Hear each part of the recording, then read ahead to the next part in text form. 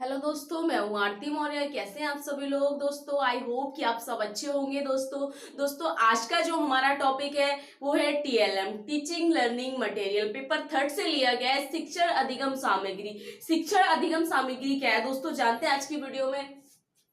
शिक्षण अधिगम सामग्री शिक्षण को सरल बनाती है, यानी कि शिक्षण अधिगम सामग्री जो है शिक्षण को सरल बनाती है, यानी कि शिक्षण द्वारा किसी भी कार्य को क्या है, सरल बनाती है, किसी कठिन कार्य को सरल बनाने में सहायता करती है।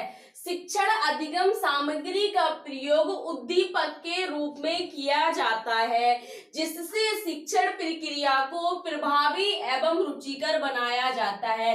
यानी कि शिक्षण अधिगम सामग्री का जो प्रयोग है उद्दीपक के रूप में किया जाता है। हम कह सकते हैं उद्दीपक के रूप में, यानी कि स्टिमुलस के रूप में किया जाता है, जिससे बच्चे क्या होते हैं, इंस्पायर होते हैं और प्रिपेयर हो जाते हैं किसी कार्य को करने के लिए, मोटिवेट हो जाते हैं, जिससे शिक्षण प्रक्रिया को प्रभावी एवं रुचिकर बनाया जा सकता है। यानी कि हमारी जो शिक्षण प्रक्रिया चल रही है, शिक्षण जो करा रहे हैं बच्चों को, वो क्या इफेक्टिव हो जाती है, यानी कि हमारी शिक्षण प्रक्रिया प्रभावित हो जाती है और रुचिकर, यानी कि बच्चे इंटरेस्ट लेने लगते हैं उस कार्य में, और हमारा कार्य क्या है, प्रभावी रूप से और रुचिकर बन जाता है शायद शिक्षण अधिगम सामग्री से। शिक्षण अधिगम सामग्री शिक्षण को सरल बनाती है। शिक्षण अधिगम सामग्री का प्रयोग उद्दीपक के रूप में किया जाता है, जिससे शिक्षण प्रक्रिया को प्रभावी एवं रुचिकर बनाया जा सकता है। हम कह सकते हैं जैसे हमारे असक्षम बच्चे हैं, उन बच्चों को सीखने में समस्याएं होती है, उनके सामने कठिनाइयां होती हैं, लेकिन हम शिक्षण अधिगम सामग्री द्वारा उन बच्चों की कठिनाइयों को कम कर सकते हैं और उनके कार्य को क्या कर सकते हैं, सरल बना सकते हैं, ताकि वे बच्चे अपने कार्य को सरलता से सीख सके। और कुछ कुछ बच्चे हमारे होते हैं जो अपने कार्य में रुचिपूर्ण सहयोग नहीं देते हैं, उनका कार्य करने का मन नहीं करता है दोस्तों, तो क्या अधिगम शिक्षण सामग्री हमारी ऐसी होगी, कैसी होगी, जिससे बच्चा क्या है, उद्दीपक यानी कि उद्दीप्त हो, मोटिवेट हो और जागरूक हो उसके प्रति, और उसको अंदर से अंत प्रेरित हो, ताकि वह क्या है, किसी कार्य को करने में रुचिपूर्ण सहयोग दे और उसका कार्य क्या है, प्रभावी तरीके से बच्चा सीख सके। रुचिपूर्ण कार्य बनाया जाता है, जिससे कि हमारा बच्चा क्या है, कार्य करने में इंटरेस्ट ले और अपना रुचिपूर्ण सहयोग दे। दोस्तों एक परिभाषा देख लेते हैं इसकी। प्रोफेसर डेंट के अनुसार शिक्षण अधिगम सामग्री शिक्षण अधिगम को रुचिकर, प्रभावी एवं पाठों को सरलता से समझाने के लिए जिन सामग्रियों का उपयोग किया जाता है उन्हें शिक्षण अधिगम सहायक या शिक्षण सामग्री कहा जाता है। डेंट जी कह रहे हैं कि शिक्षा अधिगम सामग्री शिक्षण अधिगम को रुचिकर, प्रभावी एवं पाठों को सरलता से समझाने में जिन सामग्रियों का प्रयोग किया जाता है उन सामग्रियों को शिक्षण अधिगम सामग्री कहा जाता है। वो कह रहे हैं कि शिक्षण अधिगम यानी कि शिक्षण को सिखाने को और रुचिकर बनाने के लिए, प्रभावी एवं पाठों को सरलता रूप से समझाने के लिए, यानी कि जो लेसन हमारा चल रहा है, जो सब्जेक्ट हमारा चल रहा है, हमारे करिकुलम को सरल बनाने के लिए जिन सामग्रियों का प्रयोग किया जा रहा है वह सामग्री क्या है, शिक्षण सामग्री या शिक्षण सहायक शिक्षण सामग्री कहा जाता है। दोस्तों डेन के अनुसार मतलब हम जिस कार्य को बच्चे को सिखा रहे हैं, जो कार्य बच्चा सीख रहा है, उस कार्य में क्या कर रहा है, जिस लेसन को हम बच्चे को पढ़ा रहे हैं उसको सरल बनाने के लिए जिस सामग्री का प्रयोग किया गया है वह सामग्री शिक्षण अधिगम सामग्री कहलाती है। दोस्तों शिक्षण अधिगम सामग्री के दो प्रकार हैं। शिक्षण अधिगम सामग्री के प्रकार यानी कि तीन प्रकार है शिक्षण अधिगम सामग्री के। कौन कौन से? दृश्य सामग्री, श्रव्य सामग्री, दृश्य एवं श्रव्य सामग्री। दोस्तों तीन प्रकार में, जैसे कि दृश्य सामग्री, श्रव्य सामग्री और दृश्य एवं श्रव्य सामग्री, ये तीन प्रकार दिए गए हैं। सबसे पहले देख लेते हैं हम दृश्य सामग्री क्या है। दृश्य सामग्री वे सामग्री है जैसे चित्र, श्यामपट्ट, मानचित्र, चार्ट, फोटो, इमेजेस, या हम कह सकते हैं कैलेंडर। दोस्तों दृश्य सामग्री उन सामग्रियों के अंतर्गत आता है जिन सामग्रियों से हम देखकर सीखते हैं, जिन सामग्रियों को हमारी आंखें, हमारी ज्ञानेंद्रियां देखती हैं और उन सामग्रियों से हम देखकर सीखते हैं और समझते हैं। वे सामग्री क्या है?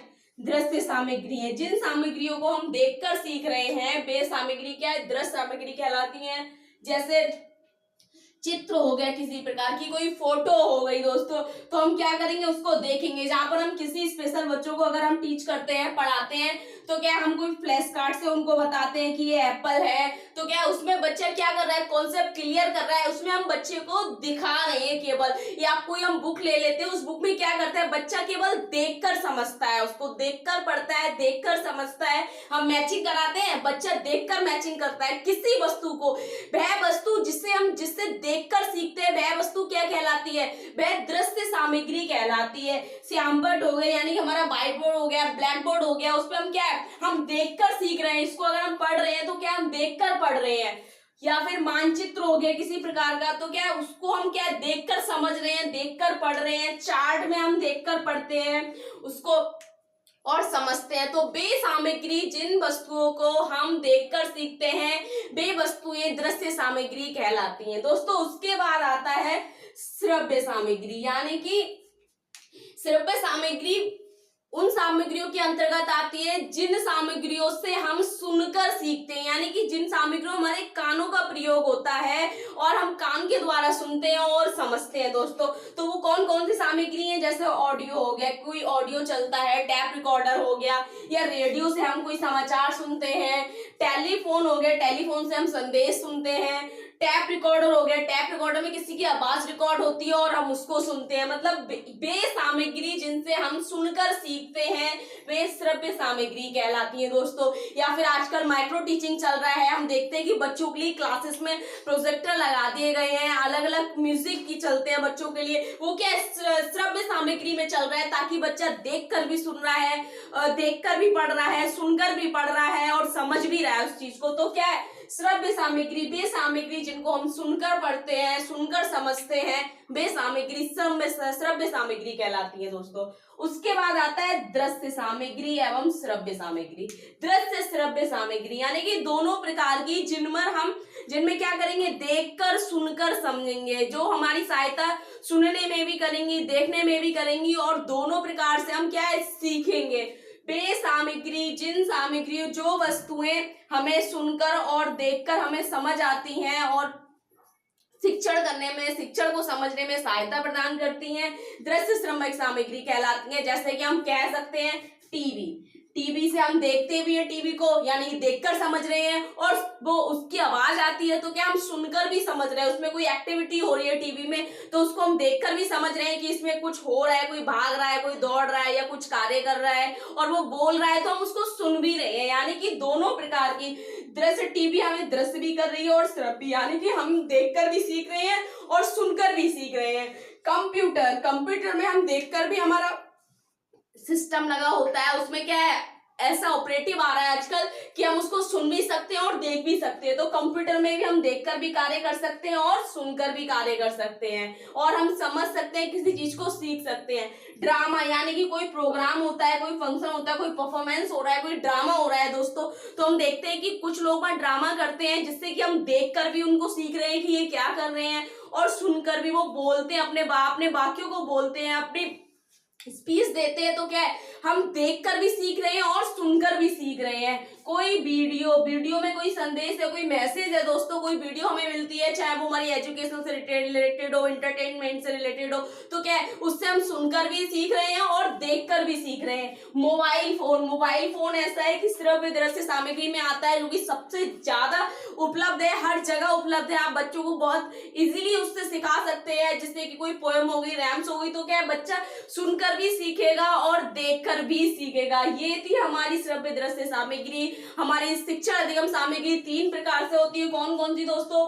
दृश्य सामग्री, श्रव्य सामग्री, दृश्य श्रव्य सामग्री। दोस्तों इसके कुछ उद्देश्य है। कौन कौन से उद्देश्य है शिक्षण अधिगम सामग्री के? उद्देश्य कौन कौन से उद्देश्य है? सबसे पहले है पाठ को रुचिकर एवं प्रभावी बनाना, यानी कि शिक्षण अधिगम सामग्री का जो सबसे पहला उद्देश्य है, पाठ को यानी कि लेसन को, किसी कार्य को रुचिकर बनाना और प्रभावी बनाना। जब रुचिकर बनेगा तभी कोई बच्चा उसमें इंटरेस्ट लेगा, वरना बच्चा बोर हो जाएगा, बच्चे को समझ नहीं आएगा। और जब रुचिकर इंटरेस्टिंग हो जाएगा तो फैक्टेबल हो जाएगा, यानी कि प्रभावित हो जाएगा। बच्चा प्रभावी तरीके से उस कॉन्सेप्ट को सीख पाएगा, उसको कॉन्सेप्ट क्लियर हो पाएगा। अगर बच्चा टीचिंग में एक्टिविटी में इंटरेस्ट ले रहा है तो क्या है, टीचिंग लर्निंग मटेरियल का एक एम से एक उद्देश्य है कि कार्य को रुचिकर बनाना और प्रभावी बनाना। उसके बाद दूसरा उद्देश्य है दोस्तों, छात्र को क्रियाशील बनाना, यानी कि कक्षा में बच्चा बैठा उस बच्चे को एक्टिव रखना, तैयार रखना किसी कार्य के लिए, पढ़ने के लिए, किसी कार्य को सीखने के लिए। क्या है, ऐसा टीचिंग लर्निंग मटेरियल होना चाहिए ताकि बच्चा इंटरेस्ट ले और हमेशा क्या है, एक्टिव रहे उस कार्य को करने के लिए।